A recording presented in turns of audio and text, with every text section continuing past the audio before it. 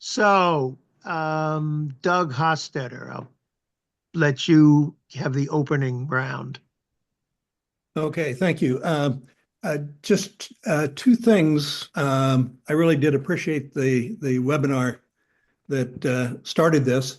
I was a little disappointed that there wasn't more attention to the People's Peace Treaty, which was a collaborative effort between American and Vietnamese students, both in the North and the South, that actually got together in late 1970 um, and negotiated a peace treaty at the time when the diplomats were totally unable to even decide on the shape of the table.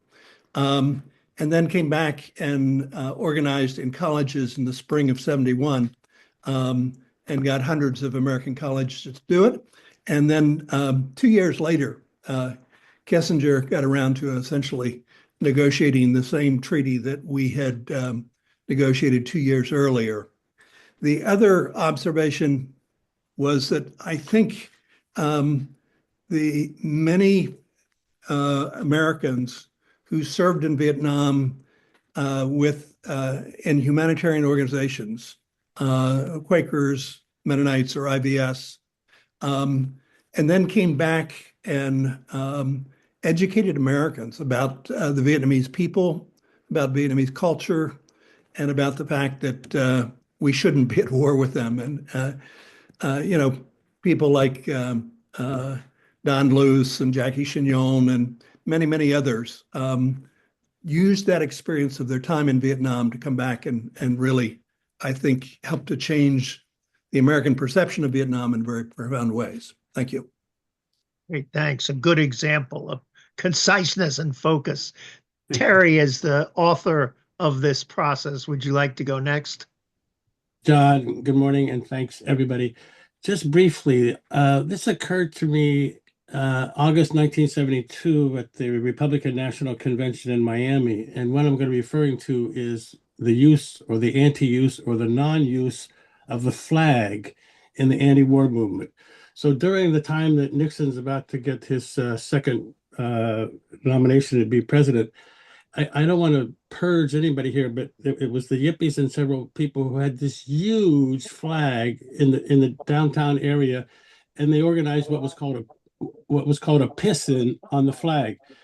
I'm looking back and thinking that we might have done this differently if we didn't make the flag so much our enemy. I'm not a nationalist and I'm not even super patriotic, but I do think that was not effective, and it damaged the sort of the ability to attract more and more people because of its, of its symbol and the way it was employed so negatively. So I just wanted to make that because we're talking about our impact and what we did and didn't do, good and poorly. I would say that's one of them. Thanks, John.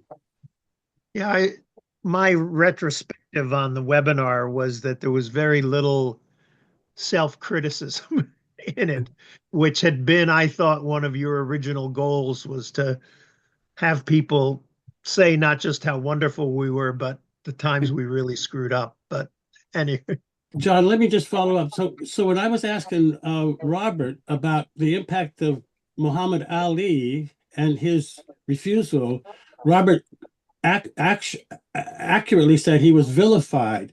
But the question was, what did the anti-war by the general population and the media and the government say? But what did the anti-war movement do about that? Was it supportive? So yes, I do think we could have had some more, criticism, self-criticism. Thanks. okay, thanks. So somebody's got some background noise. I don't know where it's coming from, but anyway, Willie Myers. Hi, I just wanted to, because Doug mentioned it, I wanted to jump on and ask Jackie Chignon, who knows a lot more than I do, but I wanted to highlight the trip of Bella Abzug went to Vietnam, which I believe led to the Congress cutting off the funding for the war. And Gene Stoltzfus and probably Don also were very involved in that. Jackie would have more details, but I wanted to bring that up related to the voluntary agencies re And let me ask each person to give a 30-second introduction to who they are. I'll come back to the people already who spoke, but Willie, just 30 seconds. Oh, yes. Well, I'm a retired professor at University of Missouri right now, and I was in IBS 63 till we left in September of 67 to write a letter to President Johnson and start testifying in the U.S. Right. IVS was International Voluntary Service, which was the secular organization that worked with Right. humanitarian aid. Terry, quickly, say who you got- are. Terry Province. I got radicalized in my last year of university in Europe and came back and started organizing full time on the moratorium and the mobilization. Then went to work with a lot of church organizations and hired by the National Council of Churches to organize Okay, seminarians. 30 Thank you. seconds. Thank you. Doug. Yeah, I worked with the Mennonite Central Committee in Vietnam for 3 years, came back and was in graduate school when I was tapped by the People's Peace Treaty to accompany the People's Peace Treaty delegation to Saigon and Hanoi. Right. Okay. Amy. Hi, everybody. Some of you I have known for a long time. My name is Amy Merrill. I'm calling in from Boston, Massachusetts. And I was active as a college student in Students for Democratic Society. And since then have done quite a few things professionally and but I do think that my experiences as an anti-war activist were completely formative and also very much are influencing what I'm doing right now, so many years later. I'm a playwright. I've written many plays about the impact of war on veterans, both veterans of the Vietnam War and the Iraq War. And I am at the moment involved in a collaborative, creative relationship with women in Iraq. And our first poetry book is coming out next month.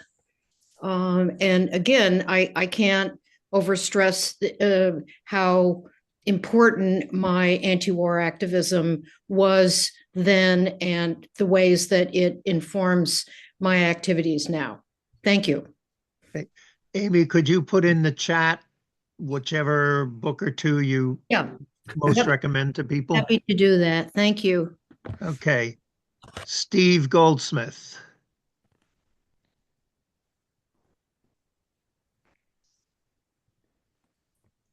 Sorry. Hi. So I led the demonstration at the sit-in at the University of Chicago, was involved with SDS and on a national level and local level, and then got drafted and was conscientious objector and went to back to Louisville, Kentucky, and got involved in the GI movement there and the coffee house at Muldraugh, and I'm in Sir No Sir. And sorry for the ringing of the phone. And of course, it impacted me my entire life. And hello to Paul Louder and to Amy, who I know from back in those days. Hi, Steve. Hi. And what would you highlight as the impact of the anti-war movement? Oh, I have about 5 or 6 things to say about that. So can I take my 3 minutes of fame now? Yes, yeah. Okay, so Yeah.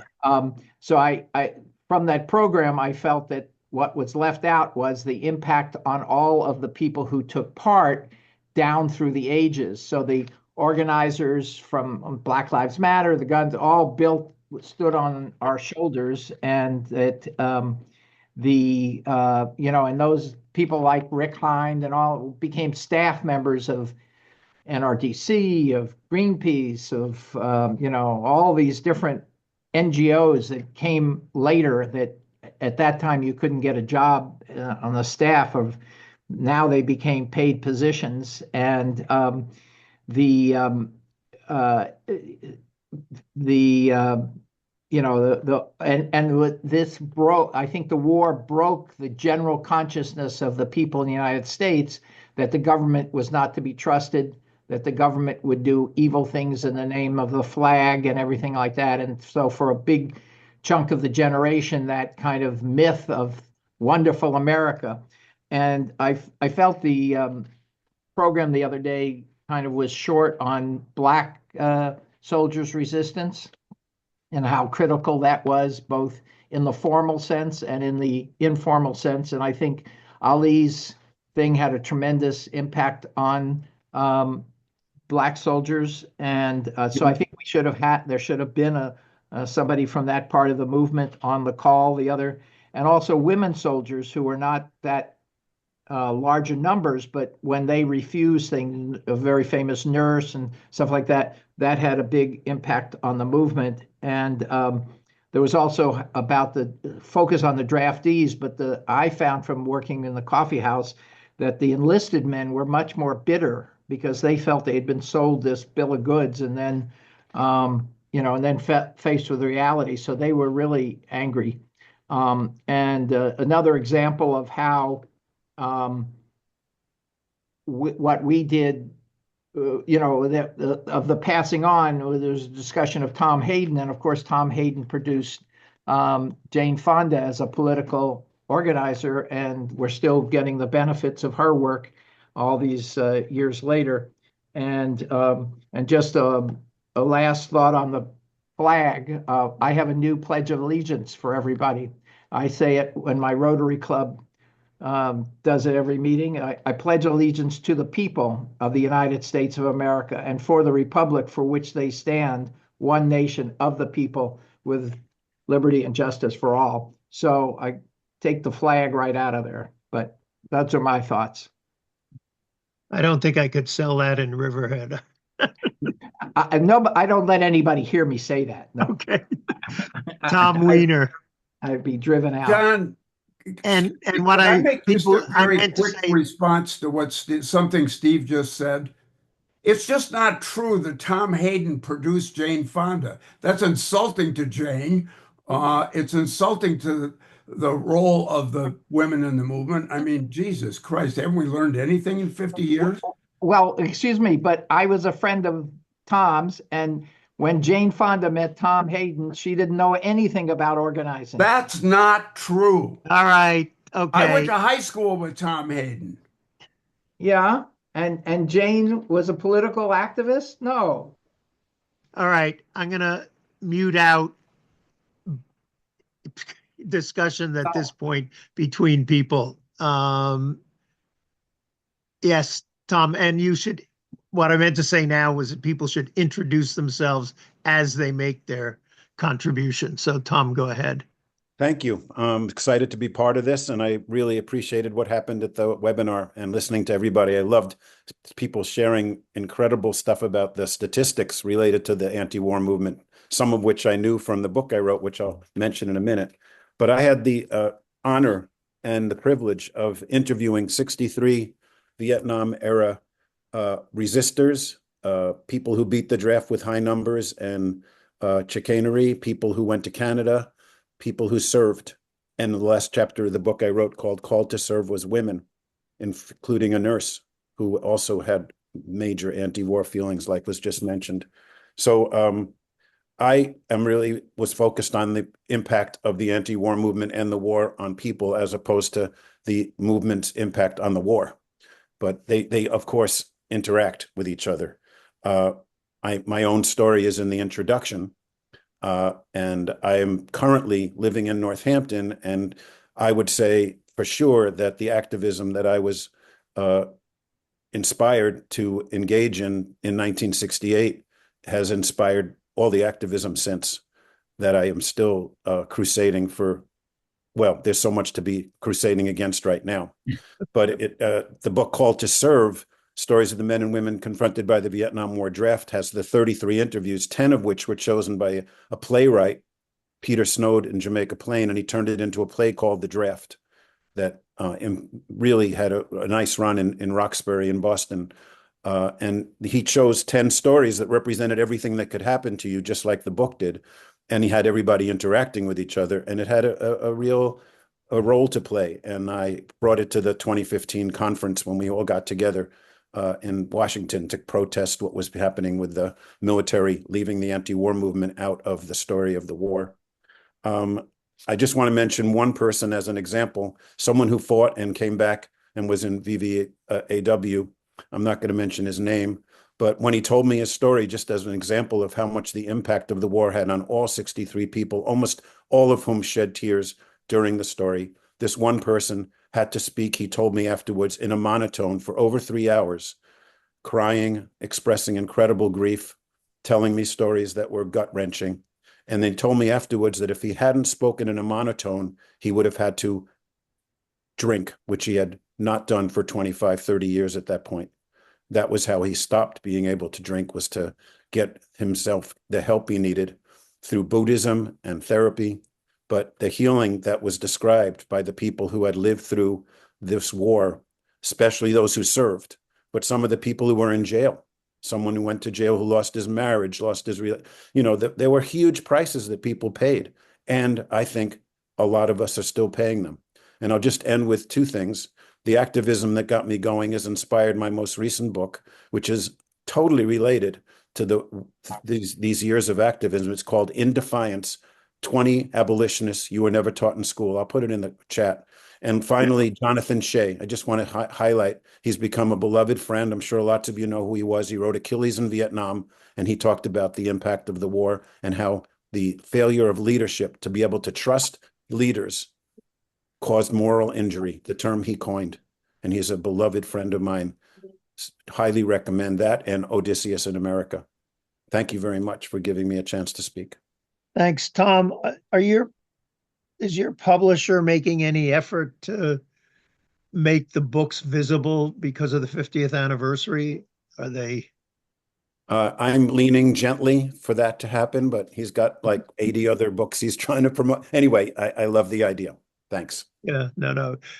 Claudia Critch is about to come out with a book about her experience in AFSC in Vietnam literally the last days of the war.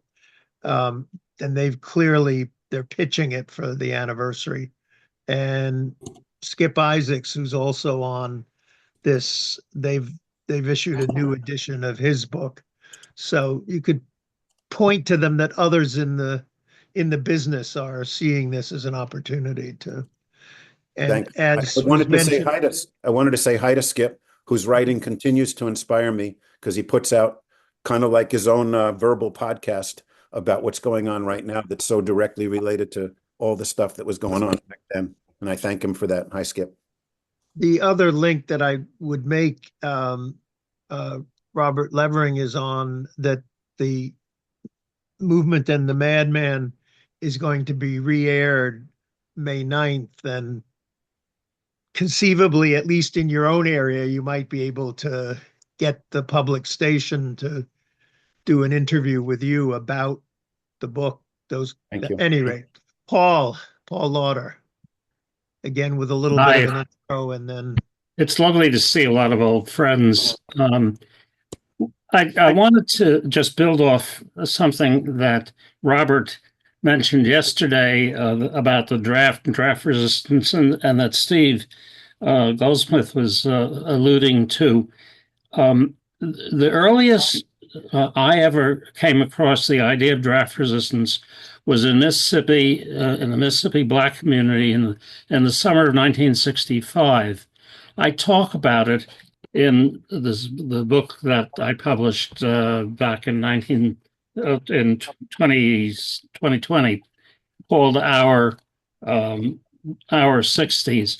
Let me just read a flyer that was circulated by the Mississippi Freedom Democratic Party newsletter, signed by a couple people in SNCC. 1, 5 reasons why a Negro should not be in any war fighting for America. 1, No Mississippi Negro should be fighting in Vietnam for the white man's freedom until all the Negro people are free in Mississippi. 2. Negro boys should not honor the draft here in Mississippi. Mothers should encourage their sons not to go. I could read the rest of them, but you can imagine this was widely attacked in the white press throughout the South, everywhere. And what amused me about it is, for most people, the attack on this flyer was probably the first time that they had ever come across anything like draft resistance. The attacks spread the word in fascinating ways. The other thing I just would comment on, in the book, I served as the director of the U.S. Servicemen's Fund, which supported GI underground newspapers and coffee houses, and was involved with Jane and Tom and others in putting together the FDA show. We sponsored it at Lincoln Center, as a matter of fact. And I could comment about the question that was raised before. Jane was a very effective organizer. She and I did not see eye to eye, to say the least of it, but that's irrelevant. She did organize very well the travel of the FTA show in Asia.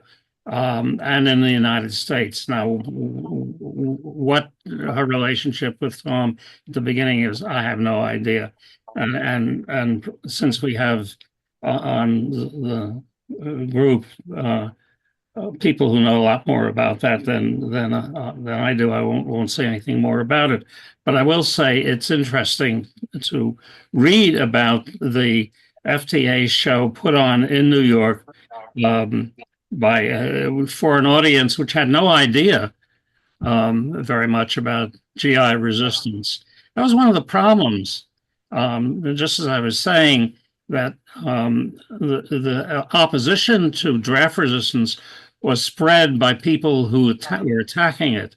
So the knowledge about GI resistance was often spread again by people who were busy attacking it.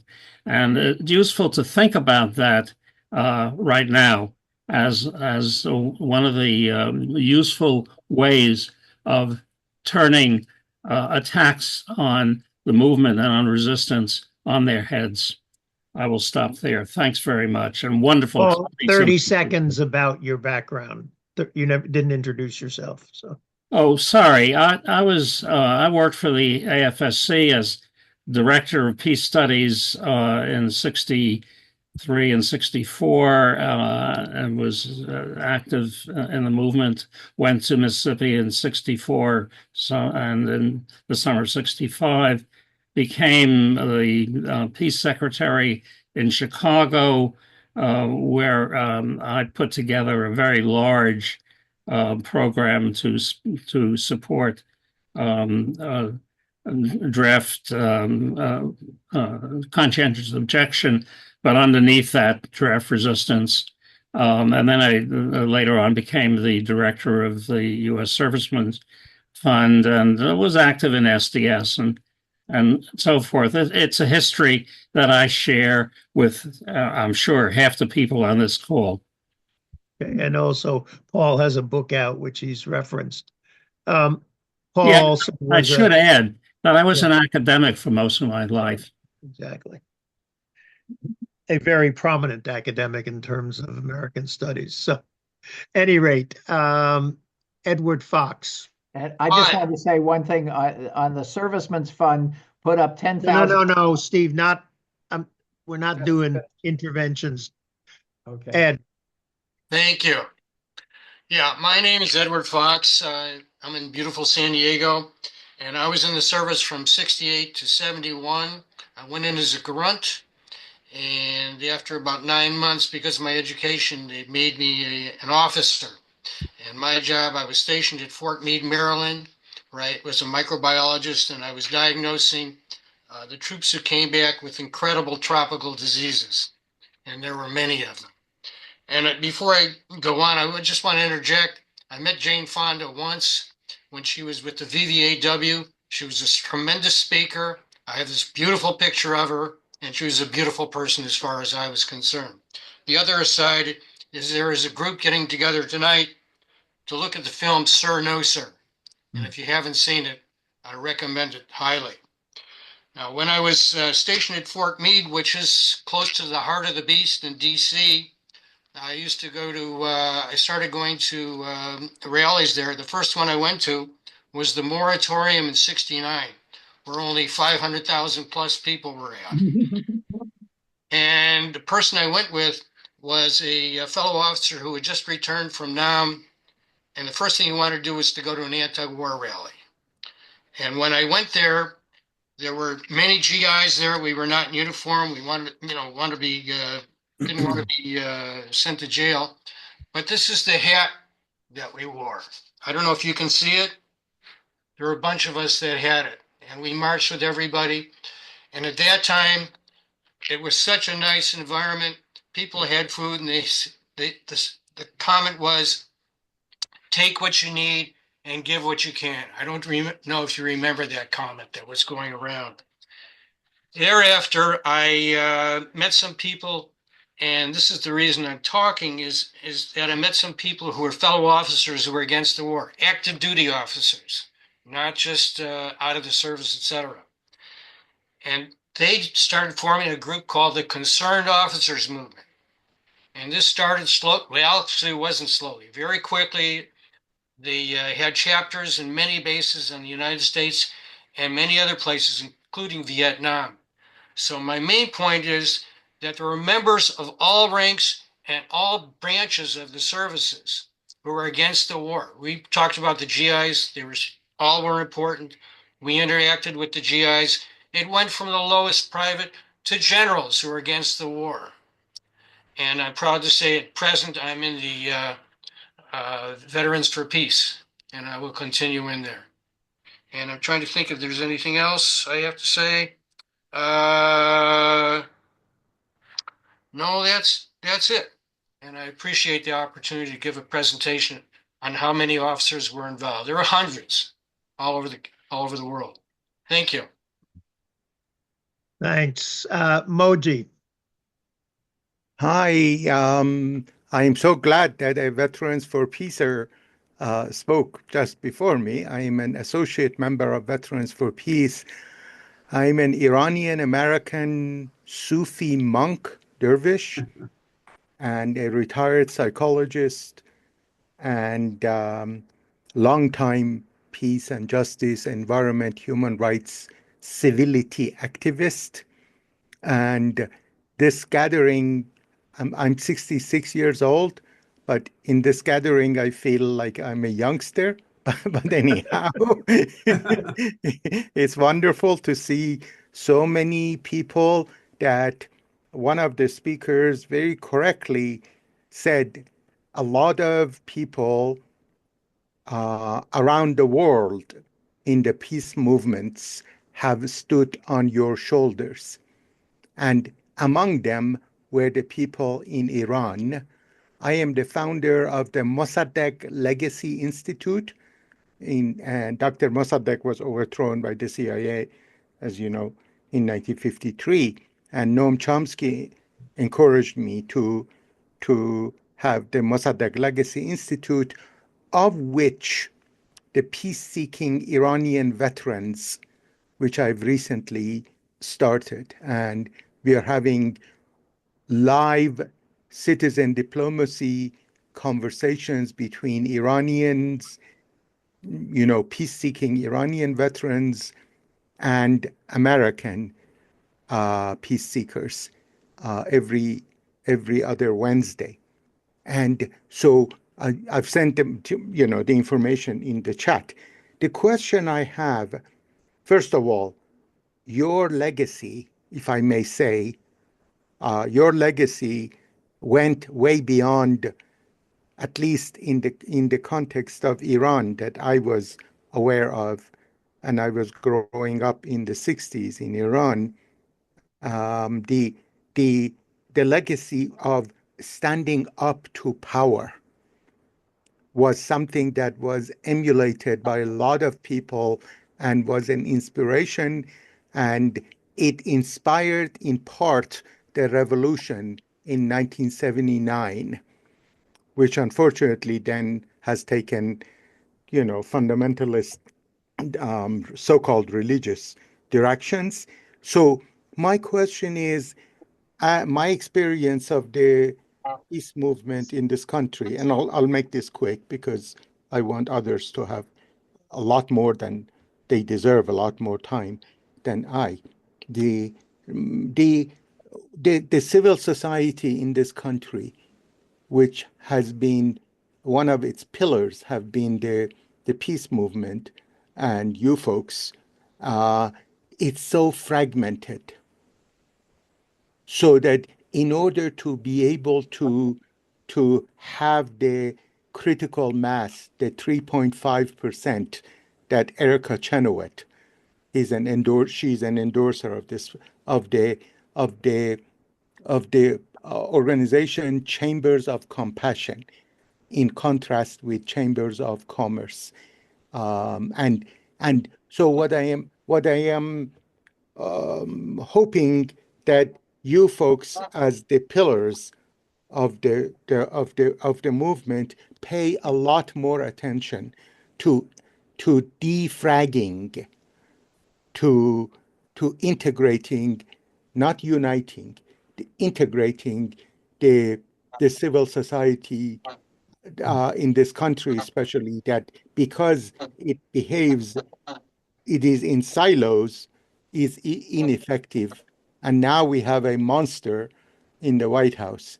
So we need to be a lot more integrated. So please pay a lot more attention to this. And Okay, see what I sent in the chat. Okay, thank you Sorry very if I much, talk too much. Mudgy. Yep. Frank. Thanks, John. I'll start with a little commercial, which I hope doesn't count against my time.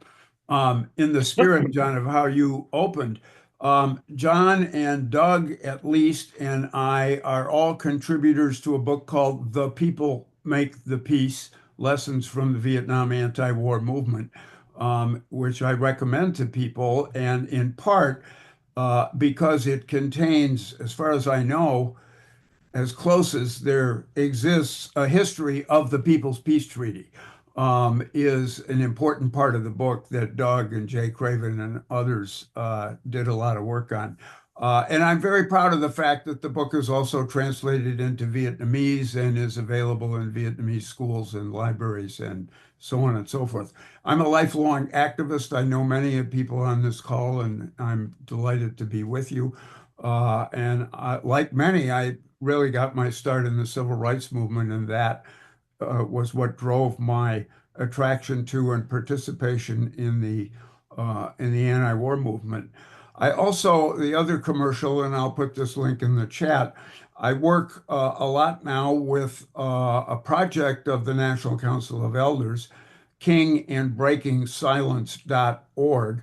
And for many years now, we have used Martin Luther King's Breaking Silence Beyond Vietnam speech, given on April 4th, 1967, as a remarkable living document that addresses not just the war itself, but the context from which the anti-war movement came.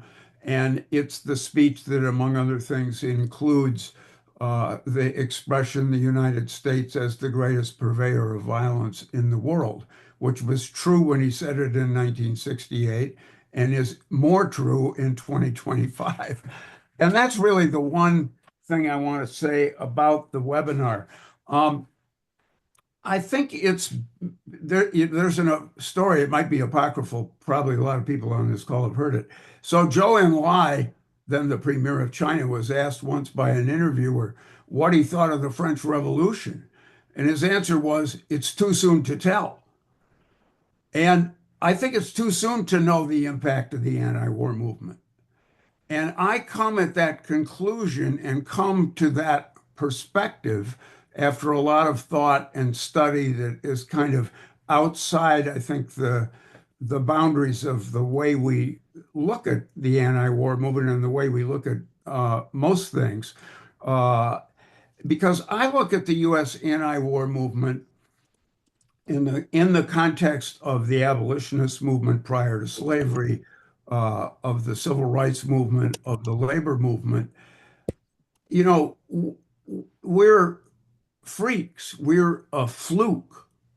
The history of the United States and the reason that the connection with Vietnam is so important has to do with the United States as the ultimate colonial power and with Vietnam as the ultimate colonial resistance. And because we are still in the 500 years of the era of colonialism, we are still in the context of how this is playing out, how this European creation, dated to the doctrine of discovery is as good a place to start as any, is playing out relative to the survival of most living things on the planet Earth. And from a perspective of viewing the anti-war movement as, I mean, we've never not been at war. And set the Civil War aside for a minute, that's a special case, that there was mass opposition to any U.S. war is incredible. And nobody gets that. Certainly Ken Burns didn't get that, for example, but I don't think we get it ourselves. What we did was extraordinary in the context of the U.S.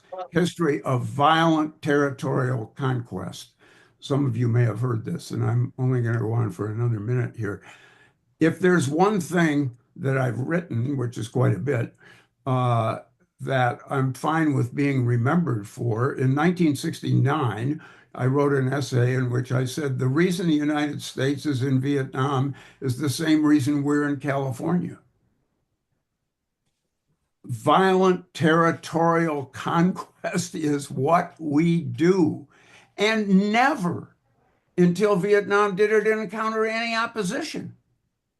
It certainly didn't encounter any opposition when we were invading Korea, which was basically the identical war to Vietnam, waged for the same justification and the same reasons. And so we find ourselves now in 2025 under the previously referenced, I call Trump President Composite, because he has distilled every horrible thing that every previous US president did, all in, and he's doing it all at once. But there's not a single thing that Trump is doing that has not been done previously in the United States. And so I just want to suggest that it's helpful, and some of this perspective is in the book and some of this parts of the book. And some of this perspective is in the approach that King and Breaking Silence takes to look at essentially where do we fit in a bigger picture that is still not finished. Okay. Thank you. If you go back on, we have this immense trove of things on YouTube. It begins with the 2015 conference in Washington.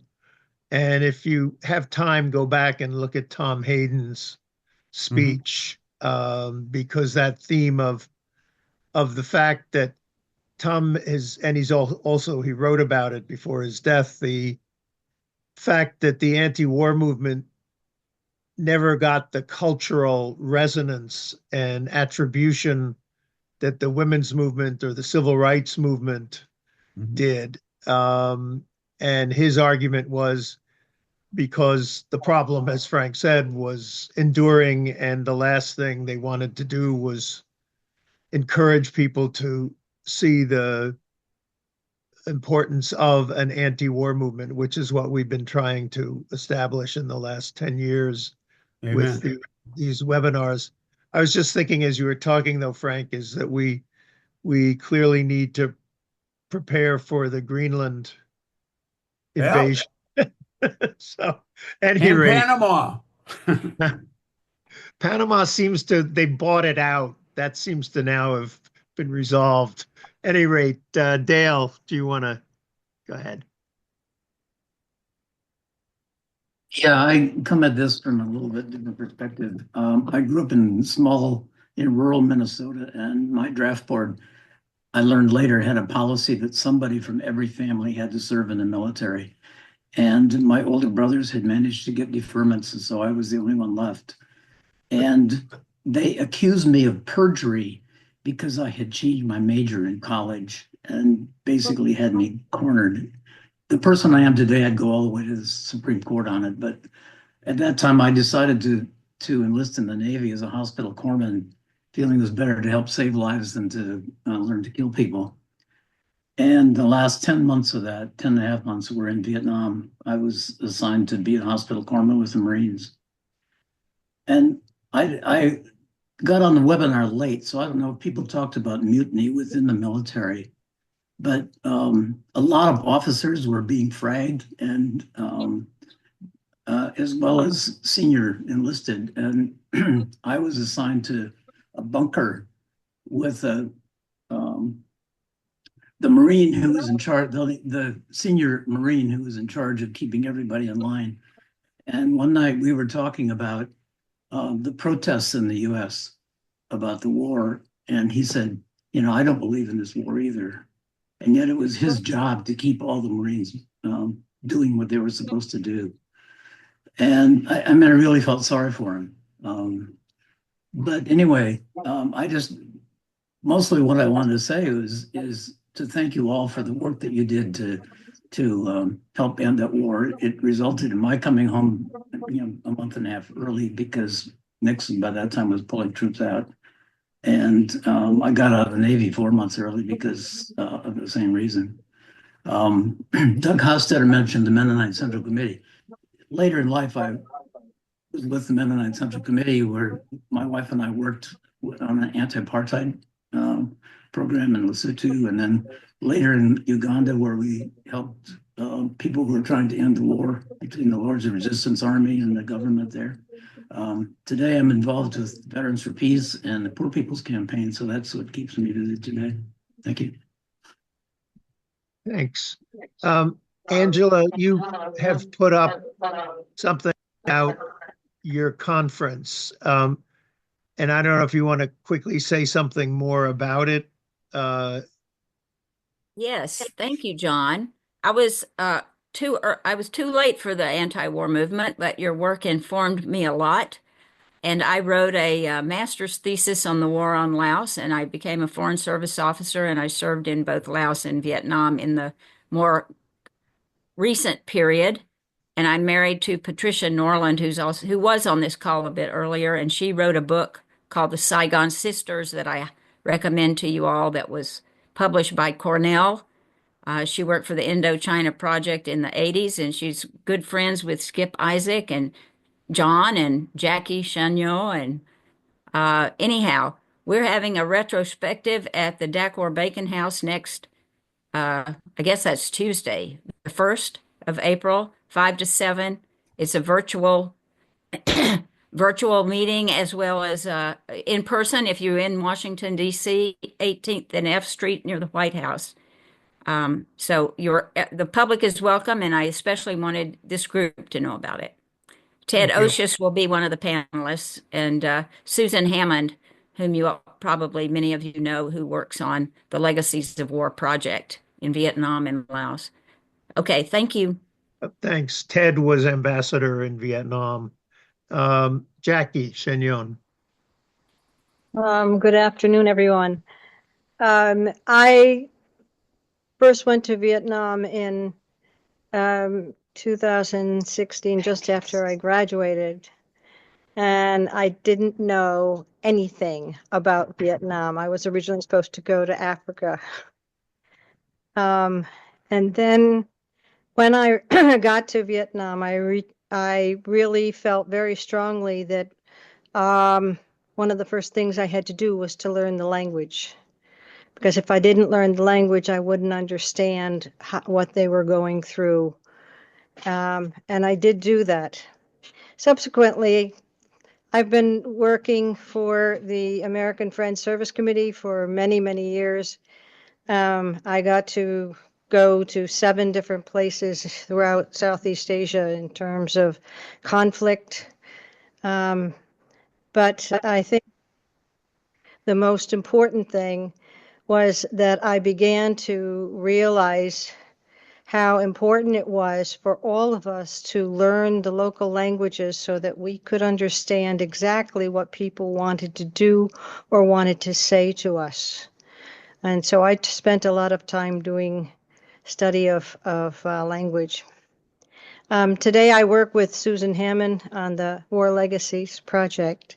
And in fact, I'm supposed to be leaving tomorrow morning to head out, and we're hoping to get the problem of the Agent Orange dioxin addressed.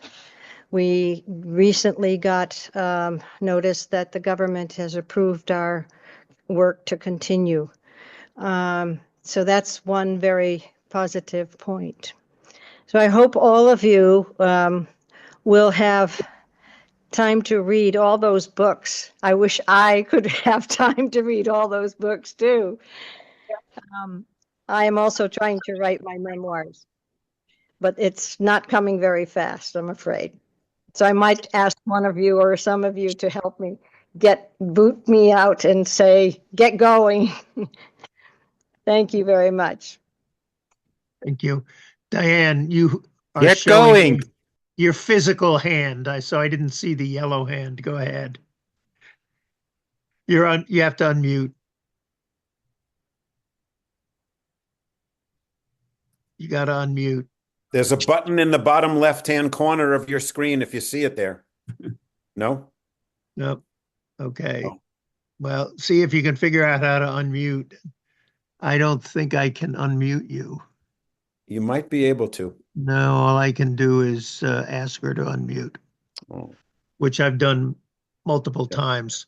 So look on somewhere on your screen or unmute, and then instead of sign language, you can talk to us. Brewster. Hi, folks. I'm Brewster Rhodes. I live in Cincinnati, and I've been involved in the Vietnam Peace Commemoration Committee for a number of years here with everybody here. But in the early 70s, I worked with the Coalition to Stop Funding War, first as a regional field organizer, and then in Washington, and stayed on with what became the Coalition for a New Foreign Policy, and worked with some folks, Jeff Malkowski and others on the call here today. But I think one of the things that I know Terry was trying to pull out of people at the webinar the other day, what did involvement in the anti-war movement have on the lives of people who were in it, and what legacies were left by the work that they did after the war was over. And I think one thing to point out is there were so many people who, in part because of the congressional strategy that Tom led, that we played roles in engaging in, lobbying members of city councils and legislators to get legislators to get resolutions passed to demonstrate the breadth of grassroots opposition. A number of us ended up running for office. Some got elected. I mean, Tom ran, obviously ended up getting elected. Alex Knopp in Connecticut, Miles Rappaport in Connecticut as well. Jay Westbrook, who was one of the key people in the China Peace campaign in Cleveland, became the president of the Cleveland City Council. I mean, I ran for office, for heaven's sakes, not very well. Or successfully, but so many, and in many ways, the citizen action movement grew directly out of the anti-war movement. So statewide organizations that I moved to Ohio to work for that engage with labor, community organizations around environmental, utility rate issues, grassroots citizen organizing grew out directly out of that. Leadership in the labor movement. And organizations like 9 to 5, the Working Women's Organization that Jane was so involved in, but that came directly out of organizers like Karen Nussbaum, who played a key role, of course. So, and then they became the leaders of SEIU Local 925 and played key roles with the AFL-CIO and other labor entities. So, there's so many direct follow-up entities, organizations, and key movements that occurred, including the environmental one, which I played a role in Cincinnati as well. So anyway, maybe that's just stating the obvious, but we honed our skills as activists and didn't let our guard down, continued to want to be engaged deeply, and ended up playing over our lifetimes leadership roles in national and statewide and local organizations. So that's enough. Thanks. Thank you. Robert Levering. Yes. Well, two things just for Diane. There's two ways to do it. One in the bottom left, there's a okay, she can't. Okay. But I mean, if you put your cursor over your own face in the upper right, there's a thing that says unmute. All right. Anyway, what I was going to say was on to what Frank said about how remarkable it was. Great, I see Diane did it. How remarkable it was, the anti-war movement in U.S. history. I should also point out that it's remarkable in terms of world history. Mm-hmm. When countries go to war, the governments always crack down, mm-hmm. Viciously usually, about any kind of opposition. And I spent some time trying to find any other movement like ours, and in world history, it's a hard thing to find. I mean, it's really hard because governments don't appreciate having people trying to do anything against. I mean, it's very hard because you have people that are dying, from the country, and it's very hard to get people to, yes.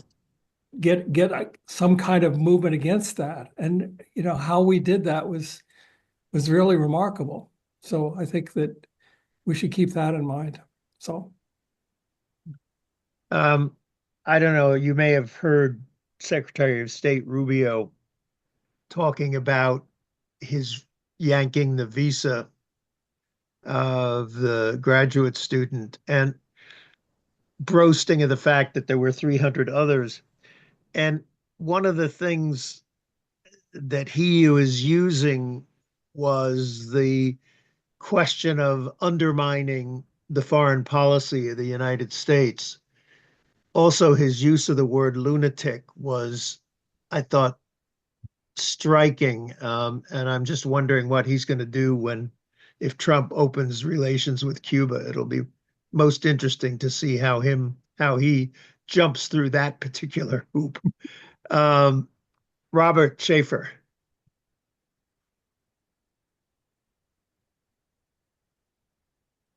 Hi, I'm Robert Schaefer. I'm a retired history professor at Shippensburg University in central Pennsylvania. I was a high school anti-war activist in Long Island. I want to say two things. One, I would dissent a little bit from some of the comments about how unique the anti-war movement was. I think the anti-war movement against the Vietnam War encouraged historians to look at previous anti-war sentiment, if not the same kind of activism. And in my teaching of U.S. history, I presented to my students examples of opposition to pretty much every war. World War II was more or less the exception, except for the very committed pacifists. But in War of 1812 to the Mexican War, the Spanish-American War, particularly with the Philippines aspect, there was a lot of opposition. And that leads me to one observation with regard to the impact of the anti-war movement. People have talked about the impact on politics and social movements, but the impact on scholarship and the teaching of American history, the research of American history, was very great. Obviously, there were critical studies of American history before William Appleman Williams was starting to make a splash in the early 60s, but his ideas and other critical studies of American history really took off in conjunction with the anti-war movement, and so the textbooks, the teaching of American history, in terms of the kind of imperialism that and expansionism that Frank Joyce mentioned, that's in the textbooks, and that's to a large extent, or at least to an extent, a result of the anti-war movement. Second point that I wanted to make, in going back to John McAuliff's call about the webinar, that maybe the webinar on Tuesday, which was excellent, maybe was a little too emphasizing successes. From Carolyn Eisenberg's and Mike Konsowitz's talks in particular, the idea that maybe the anti-war movement in 1968 made a strategic error by not supporting Humphrey, leading to Nixon's victory, and making things worse, even though the anti-war movement, as both Eisenberg and Konsowitz said, had an impact on Nixon's policies. That's a real strategic question about how to deal with bad choices. And of course, that came up again in 2024 with regard to the Democrats who had been so, in my view, pretty terrible with regard to the war on Gaza, but groups that opposed voting for Kamala Harris perhaps contribute, at least to an extent, to the election of Donald Trump. We didn't think things could have gotten worse, but clearly they did get worse. And so some of the strategic issues about the anti-war movement might be up for discussion again. Thanks. Thanks. Are you still teaching, Robert, or are you retired? I retired. I retired 5 years ago. Okay. Still writing, but not teaching. All right. Okay. And I'm sorry, which university was it that you were? Shippensburg University, which is one of the Pennsylvania state colleges. Okay. Great. David Courtwright has to leave soon, so I wanted to see if he has some thoughts as having been a contributor to this whole VPCC process. And then Diane, I will come to you. Since you don't have a yellow hand up, you don't show up in my consciousness. David. Yeah, thank you, John, and thanks everyone for the good comments.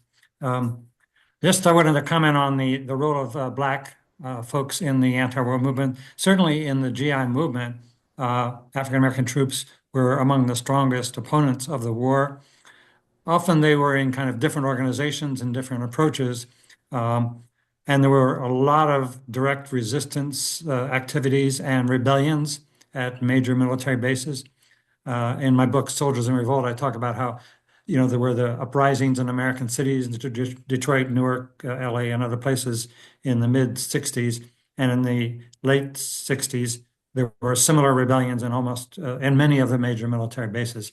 And so the resistance of Black troops was a contributor to the erosion of morale and discipline within the military, and certainly was a factor in the inability of the U.S. military to carry on the struggle.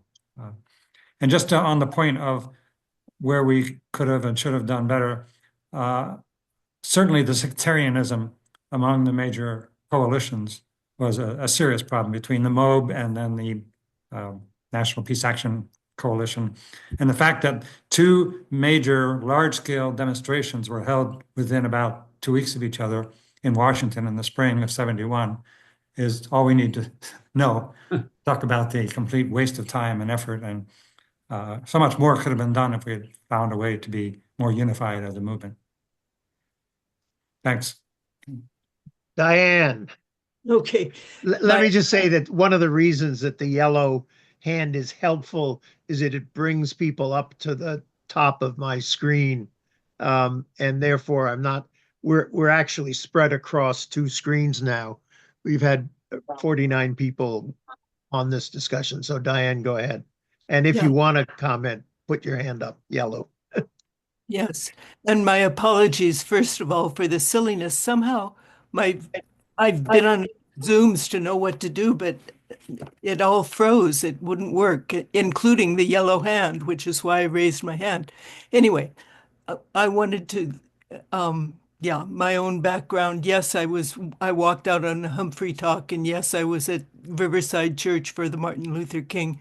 But really, my work has been post-war from 90 to 2000 in Vietnam, working eventually on Agent Orange. And that's what I wanted to raise and encourage people that, yes, there's what we could have and should have done, but there's stuff that we can still do and is important to be doing.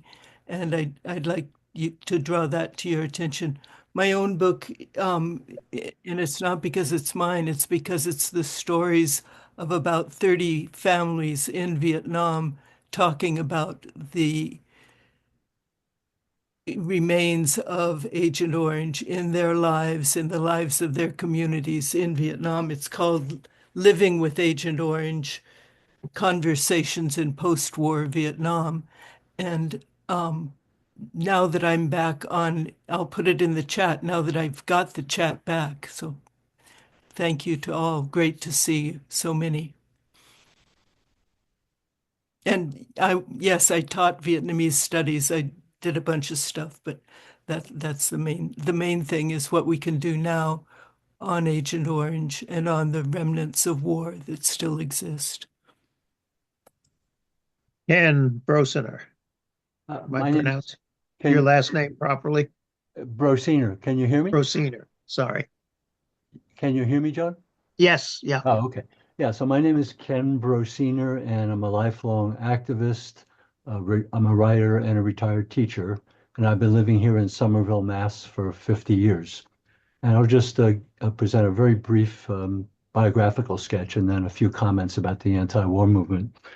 My first form of activism, or the first time I was really active, was October the 15th, 1969, locally in Ithaca, New York. And then I went to Washington for the November 15th protests, which was a very powerful experience for me.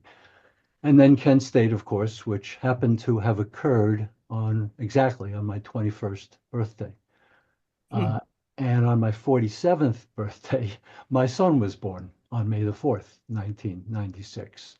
Kind of strange, but a wonderful experience, of course. I was at May Day and then became involved in the Indochina Peace Campaign, which was a very formative experience for me. And then after that, I continued to be active on you name it.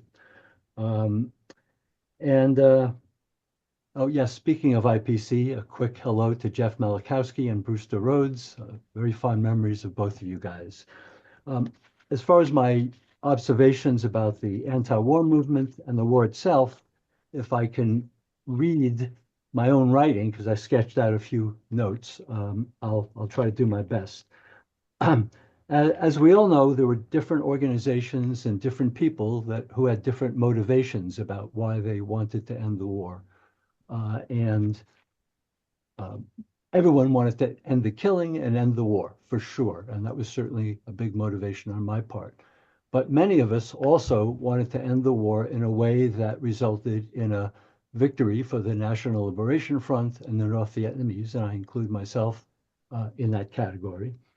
I think it would be more honest if those of us who fit into that category didn't simply say we helped end the war, but depending on the circumstances, we might say we helped end the war and helped the process of reunifying Vietnam through the victory of the North Vietnamese and National Liberation Front. But having said that, I do want to make a few comments about how I've seen the aftermath of the war. I don't regret my involvement at all. I'm very proud of it. But I am and have been deeply disappointed and disillusioned with the Vietnamese government practically since reunification.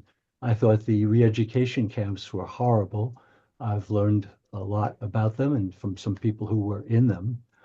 And then I think really ever since then, the government has been very repressive. There's still terrible social and economic inequality in Vietnam.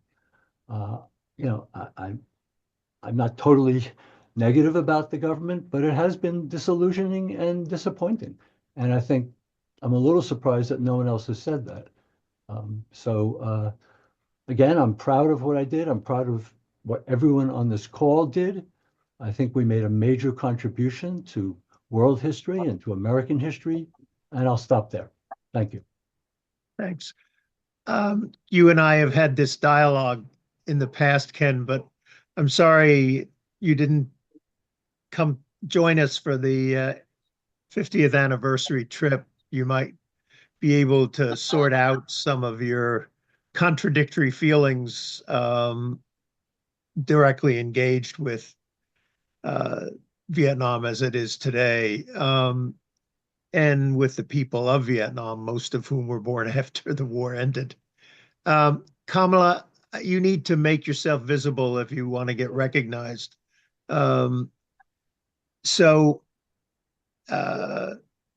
David Hawk, I see the lights in your room, but I don't see you. Do you hear me, or did you walk away from your computer? Kamala's back though, John. What? Kamala's back. You can call on her. You can see her. Oh, great. I will do that. But I want David Hawk in the conversation for a minute, if he could, because one of the things that I think marks a failure or a mistake of the anti-war movement was that David and others put together the moratorium, which was I think, one of the transformational moments of the anti-war movement, of exhibiting the breadth of support. And I think that there's an excellent portrayal of that in the movement in The Madman. I was not a big enthusiast at that time. I was with the mobilization, and I remember all of the, if we would, backbiting between the moratorium and the mobilization that went on. But I think in a way, the fact that the moratorium didn't follow its original model of 1 day, then 2 days, then 3 days of strike was a real failure. And I think one of the reasons that happened was that all of the energies went into that big protest march in Washington, which was a good march, and it exhibited a massive support in and of itself. But in a way, it pulled the rug out from under the grassroots model that the moratorium had introduced. So I'm curious, David, what your feelings are about that history. Am I unmuted? I just You're fine. Yes, you're great. From the eye doctor, and my eyes are still very blurred. I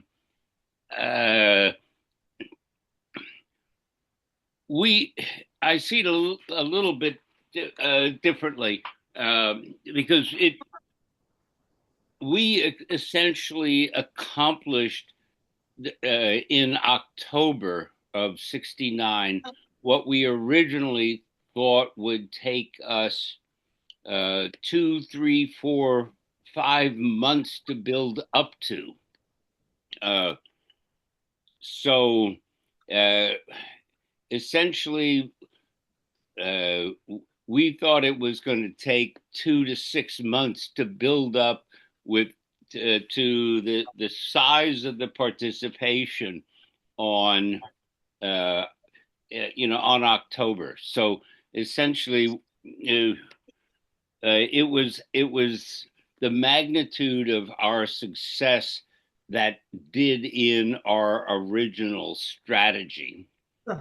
And I also think that after Nixon's November 3rd speech, it was inevitable that a focus, would turn to Washington, because Nixon at that point made the war so much his war that the focus was inevitably going to go to Washington very soon. Okay, thanks. Well, that's an interesting. So me as a MOB person looks to you more than your sense of what your historical opportunity was. It's we all take out different pieces from this history. Kamala. Hi. I've appreciated you can all hear me, right? Yes, yeah, Okay. You're fine. I've appreciated listening to several of the Vietnam legacy presentations and webinars. And my well, initially the one that had the scene from Bethel College, which is sort of, I grew up on that campus. The obvious Mennonite connections. My name comes from the co-worker of my parents at the Barpali Project in India. And so it goes way back. It goes, my legacies go way back. I have worked most of my work on environmental justice work, which I'm going to put a link in the chat just in case you're interested. But there's a tie there with the Agent Orange issues, both in Bhopal in India, and I wrote about women, Chicana and South Asian women, and also like down in Mission, Texas, where there was an explosion of similar, or just exposure of similar chemicals in a community there, a Latino community. And that's the other thing that I wanted to say in terms of more to contribute. I noticed in my own work or in my own connections and whatnot, that things like the Chicano moratorium, I don't know because I didn't see everything, and maybe this came out, but both at the time and subsequent work, I think Chicano community involvement in peace work and anti-war work, and also broader Latino and probably other, I'm sure other groups, but I was particularly familiar with those. So those were just some of my thoughts. And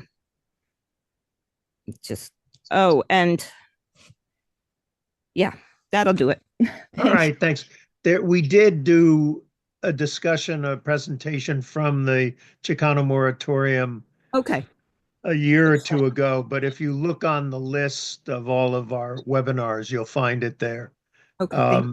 Okay, but no, I self-critically, there's lots of gaps even in the 3 years of webinars that we've done and the 30 plus.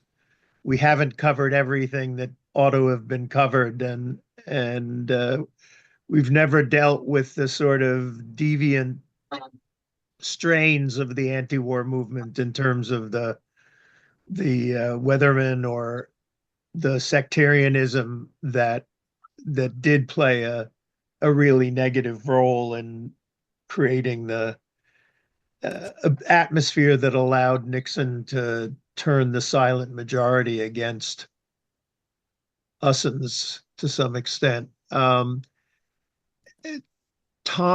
I'm going to give Tom a second shot because he has something else that's worth recalling, although we did it in the last webinar too, but it's worth recalling again. Go ahead. Thanks. I put it in the chat because I saw we were getting close to the end of our time. Basically I was issuing a tribute to Randy Keeler.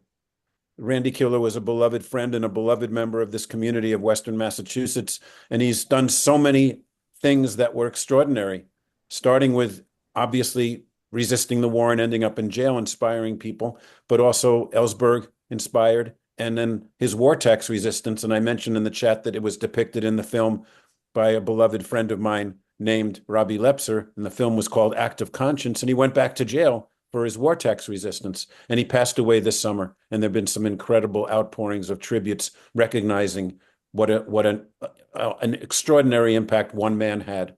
And his story is in my book, and his story is also in the book by Chris Appy that I hope some of you are familiar with, Patriots, The War from All Sides, which is a unique book talking, having interviews with everyone from the man who set himself on fire outside the office of the McNamara, and then the Vietnamese people who are on all sides. A fabulous book, and it sort of sums up a lot of what we've been talking about today.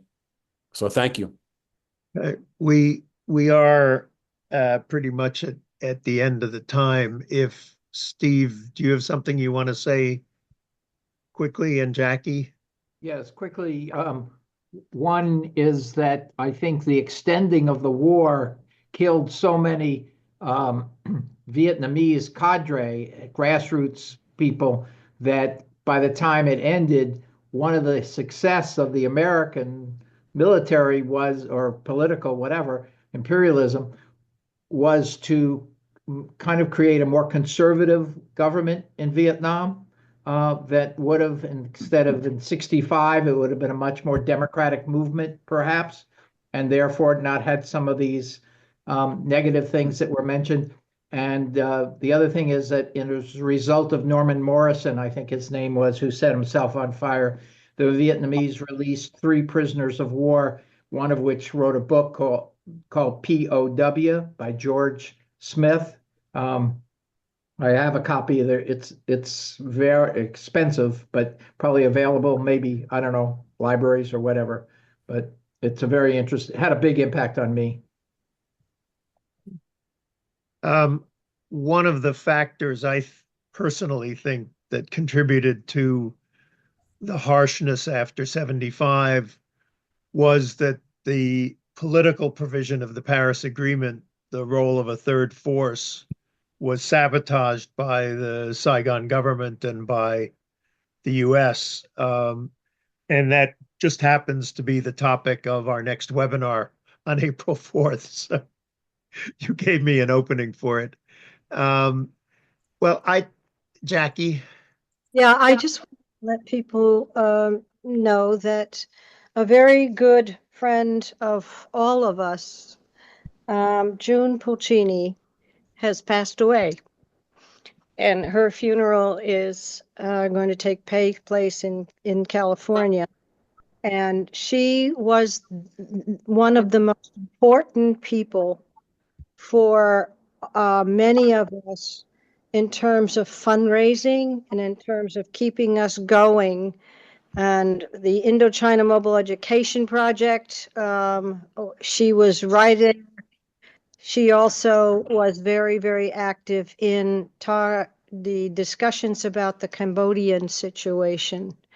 So I just wanted to note this because she's not somebody that many of you probably have met, but she was a very special person for all of us.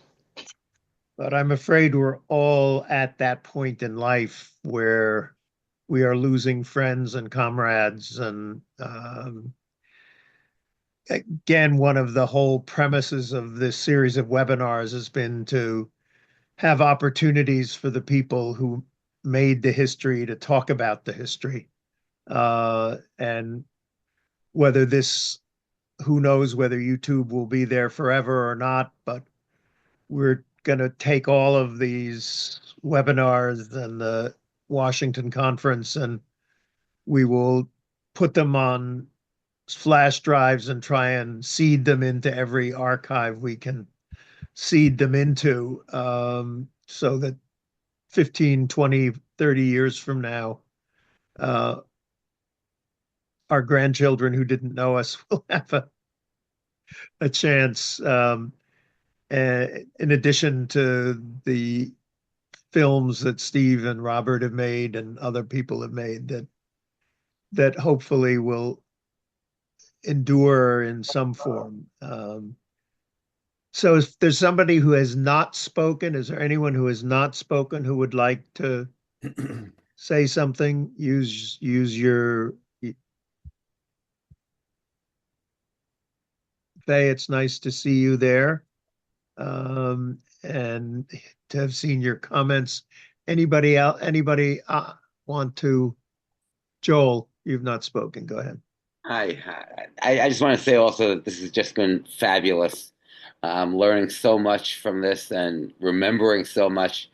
So I'm 73. I grew up in Brooklyn and Queens, New York, and I grew up in a basically democratic household that was very pro civil rights, and sort of reflexively anti-communist, but not for any particular reason.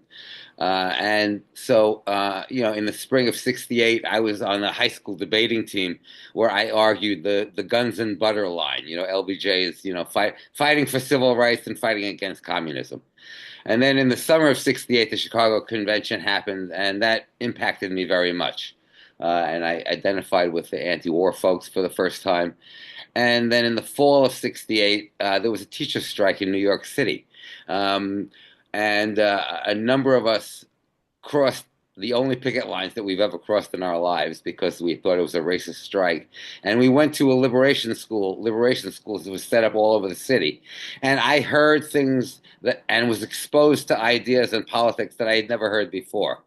And by the winter of '68, spring of '69, I was marching with NLF flags in the street.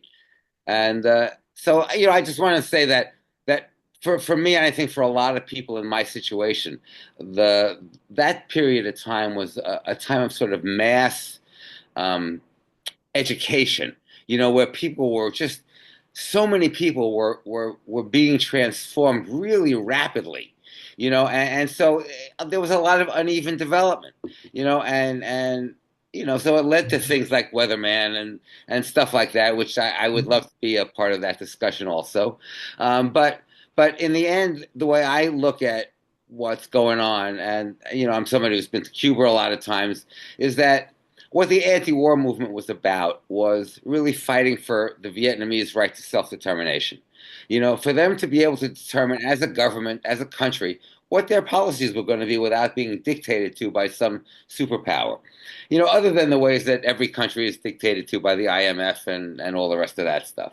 And their success, to me, whatever disappointments that we have, both with Cuba and Vietnam, they have self-determination to the degree that any country could have it. And I think that was really important, a really important victory for us. Now, I also thought at the end of the war that, oh, wow, this was such a great victory that the U.S. will never again be able to intervene in another country, right? And, like 2-3 years later, we started going into Central America, and you all know the history of it. So I just want to throw one more thing in.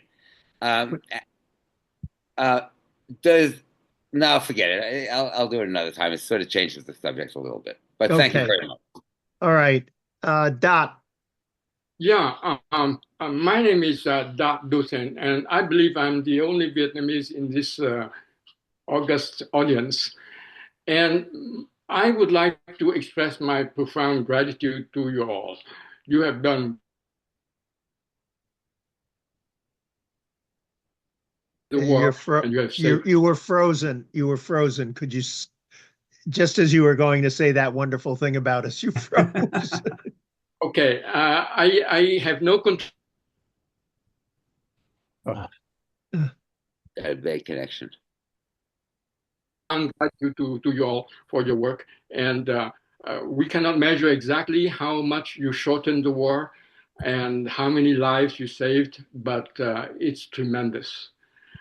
And the other thing I would like to mention is that there are also Vietnamese contributions to the anti-war movement in the U.S. I arrived. I was born at Bạch Mai Hospital in Hanoi, and I came to the U.S. in 1969, and I was promptly questioned about the Vietnam War. And of course, because I was a student from South Vietnam, I was mouthing out the propaganda from Radio Saigon. But pretty soon, I became aware that that was not the truth. And I promptly, within a few months, changed side and joined the anti-war movement. So there were quite a few of us, actually. You froze again. You know now that the government of the US now is so active in repressing any opposing views, especially from students with foreign visas, like I was, like I had, and also even people with green cards. Fortunately for me, I came from the repressive regime, so I didn't expect anything better. So I was very careful and covered my tracks. So many of you probably don't know about my activities, which is fine. But I would like to mention one name that you probably know is Mo Vĩnh Long. He was a guy at Harvard at the time, and he was pretty much my mentor. I was a few years younger than he, and we worked with the Vietnam veterans against the war and things of that nature. So there is a little bit of contribution from us. Thank you very much, Dot. Undergoing some. The embassy of South Vietnam was very actively monitoring, and our visa was only valid for 1 year at a time because our passport was only valid for 1 year at a time. So anyway, we had to cover our tracks. But just thank you for all you have done and all you. Thank you, Dot. Completing the circle, Novin Lam's student, his PhD student, Unwin, is the person who has organized the program about the Third Force on April 4th. So Lam's heritage continues on into our next program. So it is now an hour and a half, and I think this has been really an excellent additional level of the impact. And it's ultimately a question, as somebody said earlier, the conclusion to it won't be written until we're not around to write it anymore. So, but I think it is notable. Robert posted a comment about he wasn't saying that there weren't previous anti-war movements, but that they were crushed or were ineffective in comparison to the Vietnam anti-war movement. And I think it's actually very remarkable when we realize that it is now 50 years after the end of the war, and there are people still wanting to talk about what that meant and what it offers for the future. And Lord knows what our future in the next year is going to be. So I'd say, I don't know if Frank is doing a trip with the elders for the 50th anniversary. We're doing one of mostly anti-war people, and we just have added, as a result of the webinar and my contacting him afterwards, you remember Charlie Clement's name. Charlie was a pilot who refused to continue running bombing missions in Vietnam. He wrote the introduction to my book, John. Well, he is going to be with us for the second half of our trip. He's incredible. Yeah, so and he went on to be head of the Unitarian Universalist Service Committee group, and then headed the Carr Center at Harvard. So he is very enthusiastic, and so we can probably still squeeze people in if anybody wants to be added to it. And there's also a Veterans for Peace group going at the end of April. So there's, any rate, thank you very much to everybody, and we will see you hopefully on April 4th. Bye-bye. Very good.